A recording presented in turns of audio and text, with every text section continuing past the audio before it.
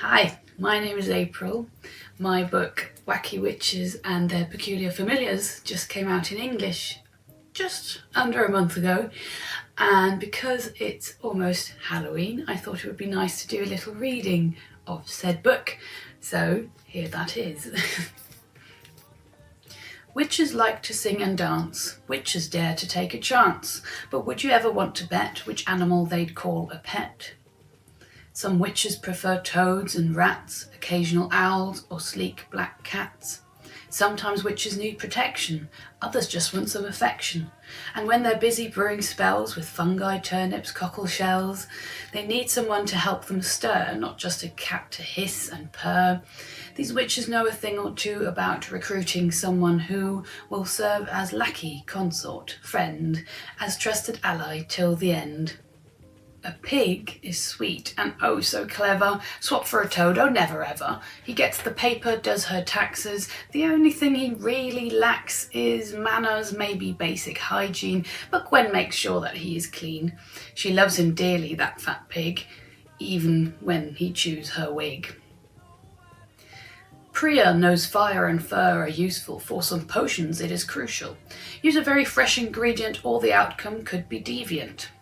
In comes Snake, who sheds its skin, from its tail up to its chin, and as reward it will suffice to feed it loads of juicy mice. Every day, from dawn till dusk, this macaque tends to husk the hulls from rice once freshly dried, with dear witch Hedwig by his side. He's also good at playing spy. From branch to branch he'll quickly fly. He listens in on Hedwig's foes and tells her everything he knows.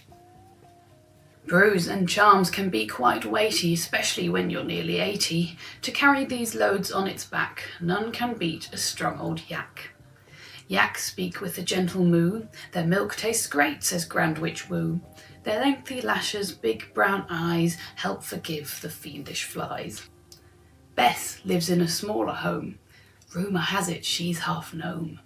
Her quaint and slightly run-down shack has nooks and crannies it could crack, and if you have a tiny house you really only need a mouse, or 2 or 3 or maybe 4, or 20-something, maybe more.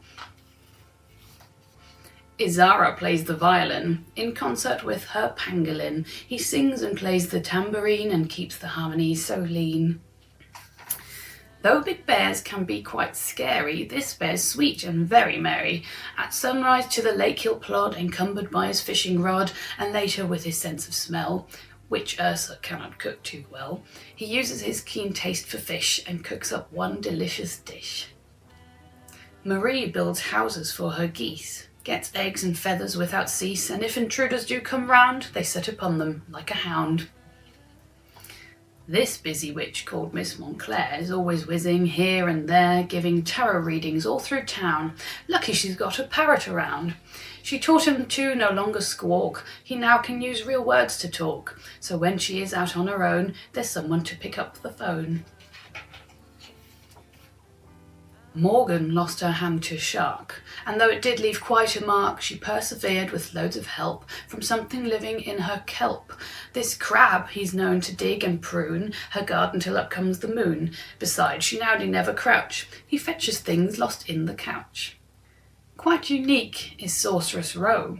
With just one breath she makes sprouts grow. A soft caress from her thin hand makes wilted plants proudly stand. She has of course some helpful worms who fill her days with twists and squirms. They munch the earth per Row's suggestion and feed the herbs with their digestion. Daisy can't walk on her own. She needs someone to mow the lawn, and when the night's too cold to sleep, she'll shear some wool from her dear sheep. Agnes is a busy witch, no time to dust and scrub and stitch, for scouring plates until they're bare. Raccoons, though, tend to have a flair. Their tiny hands help them excel at washing up and cleaning well. Meanwhile, Agnes cooks her brew and feeds her helpers when she's through. A squirrel is Joan's only colleague. He's old and suffers from fatigue, and when he wakes up, off he struts. He brings back heaps of scrumptious nuts. Meryl has a lot to do, so she's got a tortoise who is quiet, calm, and at his best, as doorstop, paperweight, footrest. Lover of things, collector of stuff, Sarah finds it rather tough to find the space for all she owns, like shells and books and pretty stones. The massive shelves she would assemble made her ladder creak and tremble.